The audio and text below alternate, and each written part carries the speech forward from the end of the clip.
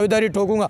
ये जनता है जो वोट देकर कहीं ना कहीं नेता पलट देती है। कहीं ना कहीं पार्टी अगर टिकट नहीं देती है मेरे को, विशेष रूप से दोनों पार्टियां अगर टिकट नहीं देती है तो मैं निश्चित रूप से दौसा लोकसभा से चुनाव लड़ूंगा। ओनली फॉर अगर कोई राजनीतिक सामने अगर जैसे कोई किरोड़लाल मीणा जी के परिवार से अगर कोई सदस्य आता है तो मैं चुनाव नहीं लड़ूंगा। लेकिन इस बात के पीछे क्या राज है, जिस तरीके से नरेश मीणा जेल के अंदर बंद थे तो लगातार पूरा मीणा समाज, हर समाज के लोग लगातार नरेश मीणा को छुड़ाने के अंदर लगे हुए थे, लेकिन किरोड़लाल मीणा जी का कोई स्टेटमेंट नहीं आया। लेकिन देखिए, नरेश मीणा वो शख्सियत है जो छबड़ा विधानसभा से अभी लोकसभा चुनाव में जिस तरीके से चुनाव लड़े, लगातार अब की बार अच्छी खासी वोटिंग में उन्होंने प्राप्त करी, निर्दलीय चुनाव लड़ा, पार्टी से लगातार दावेदारी जता रहे थे और लगातार अपनी प्रमुखता से बात को उठाने का प्रयास कर रहे थे और कह भी रहे थे कि पार्टी अगर चुनाव वहाँ से मेरे को टिकट देती, कहीं ना कहीं 7-8 सीटों का इफेक्ट पड़ता, 70 सीटों से कांग्रेस कहीं ना कहीं ऊपर आने का प्रयास में रहती। लेकिन उनको पार्टी ने टिकट नहीं दिया। सचिन पायलट जी भी वहाँ उन फैक्टर की तरफ, नरेश मीणा की तरफ नहीं जा पाए, तो ये कहीं ना कहीं कांग्रेस पार्टी को नुकसान हुआ है। तो इसका कहीं ना कहीं खामियाजा कांग्रेस पार्टी को मिला है। तो यहाँ ये बात मैं ये कह रहा हूँ कि छबड़ा विधानसभा से वो चुनाव लड़े, अच्छी खासी वोटिंग में उन्होंने 40,000 से अबव, लगभग 44,000 के समथिंग उन्होंने वोटिंग प्राप्त करी। अब जिस तरीके से वो जब से चुनाव आ रहे हैं लगातार अपनी राजनीतिक करियर को तराश कर रहे हैं, वो चाहते हैं कि एक बार दौसा लोकसभा से चुनाव लड़ा जाए। जिस तरीके से उनका स्टेटमेंट वो कह रहे थे, वो वीडियोज़ के माध्यम से या उनके मंच के माध्यम से वो अपनी बात को साझा कर रहे थे कि लोकसभा चुनाव में पहले किरोड़ीलाल मीणा जी भी जब पार्टियां टिकट नहीं दिया करती थी तो जनता ने उनको माइंडेड दिया, जनता ने अच्छे खासे वोटिंग देकर उन्होंने किरोड़ीलाल मीणा जी को चुनाव जिताया, कहीं ना कहीं लोकसभा चुनाव में उनको जिताकर अच्छी खासी वोटिंग देकर उनको कहीं ना कहीं चुनाव जिताया। तो अगर पार्टी मेरे को टिकट नहीं देती है तो कहीं ना कहीं मैं मजबूत तरीके से चुनाव लड़ूंगा। डेफिनेटली कहीं ना कहीं लोकसभा चुनाव में अब की बार मेरी मजबूत तरीके से दावेदारी ठोकूंगा। ये जनता है जो वोट देकर कहीं ना कहीं नेता पलट देती है। कहीं ना कहीं पार्टी अगर टिकट नहीं देती है मेरे को, विशेष रूप से दोनों पार्टियां अगर टिकट नहीं देती है तो मैं निश्चित रूप से दौसा लोकसभा से चुनाव लड़ूंगा। ओनली फॉर अगर कोई राजनीतिक सामने अगर जैसे कोई किरोड़लाल मीणा जी के परिवार से अगर कोई सदस्य आता है तो मैं चुनाव नहीं लड़ूंगा। लेकिन इस बात के पीछे क्या राज है, जिस तरीके से नरेश मीणा जेल के अंदर बंद थे तो लगातार पूरा मीणा समाज,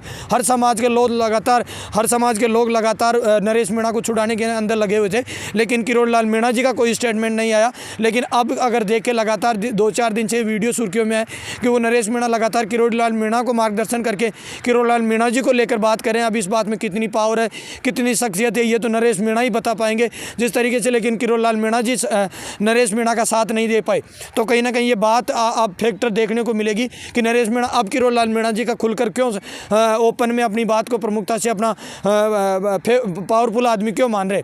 तो मैं लगातार ये कहना चाह रहा हूँ कि नरेश मीणा वो शख्सियत है जो सरकार झुकाने का प्रयास करती है, अच्छी पकड़ है युवाओं के अंदर लगातार, चाहे युवा हो चाहे वोटिंग अच्छी परसेंटेज खींचने के अंदर माहिर है और अपना राजनीतिक करियर भी शुरू से राजस्थान यूनिवर्सिटी से महासचिव बने, उसके बाद में लगातार राजस्थान यूनिवर्सिटी पे जुड़े हुए हैं। लगातार युवाओं के अंदर भी अच्छी पकड़ है और चाहे वहाँ छबड़ा विधानसभा से बात करें वहाँ भी गरीब मजदूर की लगातार आवाज़ उठाते हैं और एक अच्छी माइंडेड अच्छा उनके अंदर अच्छा कॉन्फिडेंस लगातार झलकता है।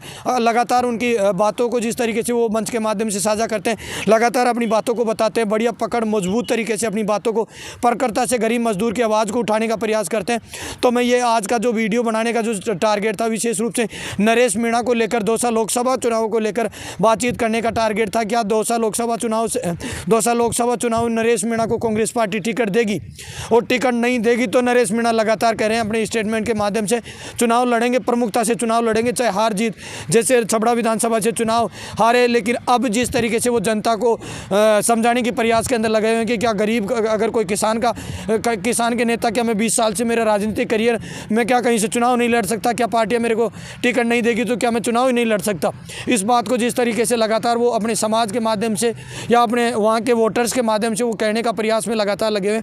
मैं ऐसी न्यूज़ लगातार नरेश मीणा जी का भी मौका मिलेगा तो इंटरव्यू करेंगे, उनसे भी बातचीत करेंगे। दौसा लोकसभा चुनाव को लेकर क्या विजन है, किस तरह के मुद्दे हैं, क्या लगता है उनको पार्टी कंसीडर कर पाएगी। अगर नरेश मीणा की जिस तरीके से बात करें, लगातार नरेश मीणा राजस्थान यूनिवर्सिटी से जब महासचिव बने थे उसके बाद में लगातार राजस्थान के अंदर भी उन्होंने कई नेता पनपाए हैं। चाहे पहले राजस्थान यूनिवर्सिटी के इलेक्शन की बात कर ले, कई ऐसे छात्र नेताओं का साथ देकर उन्होंने चुनाव को जिताया है। अभी अगर फिलहाल चुनाव बंद हुए, उससे पहले निहारिका जोरवाल को चुनाव लड़ाया। निहारिका जोरवाल के लिए मुरारलाल मीणा की बेटी है निहारिका जोरवाल, उसको भी पूर्ण रूप से समर्थन के अंदर उतरे और वहाँ भी मजबूती से अपनी बात को रखे, युवाओं के अंदर गए, वोटिंग परसेंटेज मांगा और वोटिंग लगातार निहारिका जोरवाल के लिए वोटिंग मांगे। तो जिस तरीके से दौसा लोकसभा की अगर कांग्रेस के प्रत्याशी देखे तो लगातार मुरारीलाल मीणा जी की वहाँ से पत्नी पहले चुनाव लड़ी हुई है लोकसभा का, तो क्या वहाँ से लोकसभा चुनाव में नरेश मीणा को टिकट नहीं मिल पाएगा? तो ऐसी बातें लगातार सोशल मीडिया के माध्यम से चली हुई है। लेकिन नरेश मीणा की जिस तरीके से बात करें, सचिन पायलट फैक्टर के अच्छे माने जाते हैं। अगर सचिन पायलट जी अब की बार नरेश मीणा जी की प्रमुखता से बात को रख देते हैं तो कहीं ना कहीं चुनाव का टिकट कहीं ना कहीं कांग्रेस पार्टी नरेश मीणा को कंसीडर कर सकती है। देखिए विधानसभा चुनाव में जिस तरीके से बात करें, अब की बार भी सचिन पायलट जी ने नसीराबाद से शिव प्रकाश गुर्जर को चुनाव लड़ाया, जिस तरीके से नए चेहरा सांगरिया विधानसभा से अभिमन्यु पूनिया को चुनाव लड़ाया। लगातार सचिन पायलट जी लगातार 5-10 साल से नए युवा चेहरों को लगातार तराशने के अंदर लगे हुए हैं। इंद्राज गुर्जर देख ले, विराटनगर विधानसभा से कहीं ना कहीं लगातार उठा के उनको चुनाव लड़ाया, कहीं ना कहीं वो चुनाव जीते, लगातार विधायक भी बने, अभिमन्यु पूनिया विधायक बने, मुकेश बाकर विधायक बने, रामनिवास गवाड़िया विधायक बने। लगातार ऐसे चेहरों की मैं लगातार बात कर रहा हूँ वो जो सचिन पायलट जी के गुट से माने जाते हैं और अच्छी मजबूत पकड़ है सचिन पायलट जी से। तो नरेश मीणा भी वो अपनी बात को प्रमुखता से रखते हैं, सचिन पायलट जी के भी साथ प्रमुखता से अपनी बात को रखे। लेकिन विधानसभा चुनाव में जिस तरीके से उनको टिकट नहीं दिया गया, उनके साथ अहिंसा भी हुई, उसके बाद में वो थोड़ा सा राजनीतिक करियर से कहीं ना कहीं दूर जाने की कोशिश करें। लेकिन लगातार वो कह रहे हैं कि फिर अगर ऐसे किसानों को अगर पार्टी टिकट नहीं देगी तो फिर हम क्या करेंगे, क्या फिर मैं घर पे बैठ जाऊं अगर पार्टी टिकट नहीं देगी तो फिर दौसा लोकसभा को लेकर लगातार वो अपनी राजनीतिक करियर को चमकाने में लगे हुए हैं। क्या नरेश मीणा को दौसा लोकसभा से टिकट नहीं मिल पाएगा, इस बात को प्रमुखता से वो लगातार कह रहे हैं। उन्होंने तो वेद प्रकाश सोलंकी को भी लेकर लगातार स्टेटमेंट दिए। कांग्रेस के जो पूर्व विधायक है वेद प्रकाश सोलंकी, उनकी भी बात को प्रमुखता से कहे कि वेद प्रकाश सोलंकी ऐसी शख्सियत है जो मेरे को कहीं ना कहीं टिकट दिलाने में मजबूती दिखाए थे और लगातार मेरी बात को भी वहाँ रखे थे, आगे तक मेरे को आगे अधिकारियों से मिलाने की कोशिश के अंदर लगे हुए थे।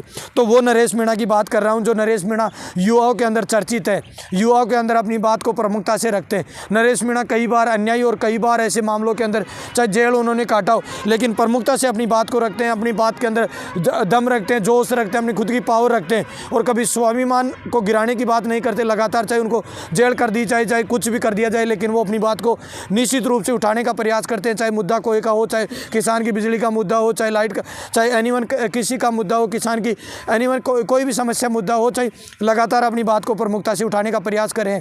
तो आज का जो विशेष रूप से बात करने का था दौसा लोकसभा को लेकर चर्चाओं के अंदर नरेश मीणा का जिस तरीके से राजस्थान पत्रिका दैनिक भास्कर का जो सर्वे कराया गया तो कहीं ना कहीं नरेश मीणा का नाम नहीं आया उसके अंदर।